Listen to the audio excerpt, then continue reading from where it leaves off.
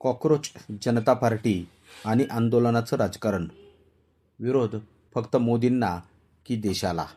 नमस्कार, मी विजय पाठक. आपल्या राजकीय रणभूमी या चॅनलमध्ये आपलं स्वागत आहे. भारतात गेल्या काही वर्षात एक विचित्र राजकीय प्रवाह दिसून येतोय. कोणत्याही संवेदनशील विषय घडला की काही लोक, काही संघटना आणि काही तथाकथित विचारवंत लगेच रस्त्यावर उतरतात. सोशल मीडियावर वातावरण तापवलं जातं, आंदोलनाची हाक दिली जाते, देशात अराजकता निर्माण होणार असल्याचं चित्र रंगवलं जातं आणि काही मीडिया संस्थांना तर जणू TRPचा सणच सुरू झाल्यासारखं वाटतंय. अशावेळी एक प्रश्न सामान्य नागरिकांच्या मनात निर्माण होतो, हा विरोध सरकारला आहे की देशाच्या स्थैर्यालाच? लोकशाहीत आंदोलन हा अधिकार आहे, सरकारला प्रश्न विचारणं हा देखील अधिकार आहे. परंतु प्रत्येक आंदोलन देशहितासाठीच असतं असं नाही. काही आंदोलनं खरी असतात, जनतेच्या प्रश्नांवर आधारित असतात, पण काही आंदोलनं अशी असतात की त्याचा उद्देश समस्या सोडवणे नसून वातावरण बिघडवणे असा असल्यासारखा दिसून येतो. रस्ते बंद करणे, सार्वजनिक मालमत्तेची तोडफोड, पोलिसांवरती दगडफेक, जातीय तणाव निर्माण करणे आणि देशाची प्रतिमा खराब करणे, याला आंदोलन म्हणायचं की अराजकता? हा प्रश्न विचारला गेला पाहिजे. केंद्र सरकार किंवा पंतप्रधान नरेंद्र मोदीजी यांच्या विरोधात एखादा मुद्दा मिळाला की काही विरोधी पक्ष अक्षरशः उत्सव साजरा करतायत. त्यांना वाटतं आता सरकार अडचणीत येईल, आता मोदींची लोकप्रियता कमी होईल, आता सत्ता डळमळेल. परंतु गेल्या अनेक वर्षांचा इतिहास पाहिला तर अनेकदा उलटं घडतंय.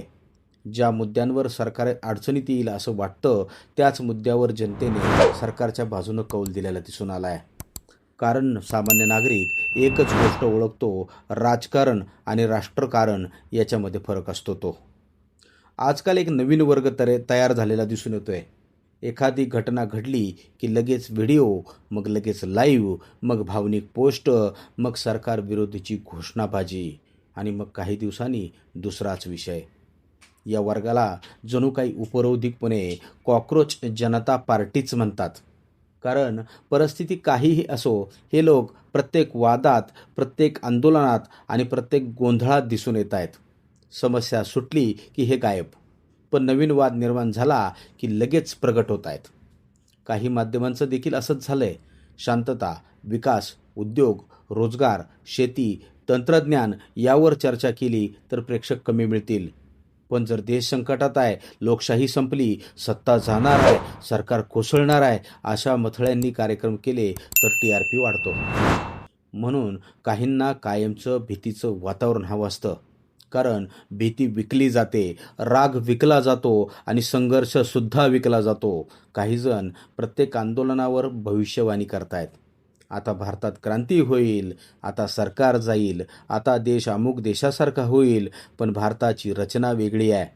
भारताची लोकशाही मजबूत आहे, न्यायव्यवस्था स्वतंत्र आहे, निवडणूक आयोग आहे, संविधान आहे आणि सर्वात महत्त्वाचं म्हणजे 140 कोटी जनता आहे. इथे सत्ता रस्त्यावर ठरत नाही, सत्ता मतदानाच्या अनुषंगाने समोर येते. लोकशाहीत मोदींना विरोध करण्याचा प्रत्येकाला अधिकार आहे, प्रश्न विचारायचा अधिकार आहे. परंतु जर त्या विरोधाच्या नावाखाली देशविरोधी शक्तींचं समर्थन होत असेल, हिंसेचं समर्थन होत असेल किंवा भारताची प्रतिमा खराब करण्याचा प्रयत्न होत असेल तर नागरिकांनी सावध होणं आवश्यक आहे. कारण कोणताही नेता देशापेक्षा कधीच मोठा नसतो आणि कोणताही विरोधी देशहितापेक्षा मोठा नसतो. नरेंद्र मोदी आणि अमित शहा यांची जोडी अनेकदा संकटांना राजकीय संधीमध्ये बदलताना लोकांना दिसली आहे. विरोधकांना वाटतंय की सरकार आता अडचणीत आलं, परंतु अनेकदा सरकार संयम ठेवतं, परिस्थितीचा अभ्यास करतं आणि योग्य वेळी निर्णय घेऊन संपूर्ण राजकीय समीकरण बदलून टाकतंय. म्हणून अनेक विश्लेषक म्हणतात की मोदी, शहा यांना कमी लेखण्याची चूक विरोधक वारंवार करताना दिसून येतात. जनतेला रोजच्या आयुष्यात काय हवं आहे? रोजगार हवा आहे, महागाईवर नियंत्रण हवं आहे, चांगले रस्ते हवेत, पाणी हवं आहे, वीज हवं आहे, शिक्षण हवं आहे आणि उत्तम आरोग्य हवं आहे. सामान्य नागरिकाला रोजच्या संघर्षातून बाहेर पडायचे आहे. सतत त्याला आंदोलन, गोंधळ, राजकीय नाट्य आणि सोशल मीडियावरचं सुद्धा युद्ध नको झालं आहे. त्याला आता परिणाम हवेत. भारताची लोकशाही इतकी कमकुवत नाही की आंदोलनाने किंवा त्या घोषणांनी कोसळून जाईल. सरकारवर टीका होईल, विरोध होईल, आंदोलनं होतील आणि लोकशाही ती आवश्यकही आहे. परंतु सरकारचा विरोध आणि देशाचा विरोध यामधील सीमारेषा ओळखणंही तितकंच महत्त्वाचं आहे. राजकीय रणभूमीवर लढाया सुरूच राहतील, पण अंतिम निर्णय ना अँकर देतील, ना यूट्यूबर देतील, ना ट्रोल करणारी आर्मी देईल. अंतिम निर्णय भारताची जनता मतदान केंद्रात जाऊन देते आणि म्हणूनच भारताची खरी ताकद आंदोलनात नाही तर मतपेटीत आहे. धन्यवाद.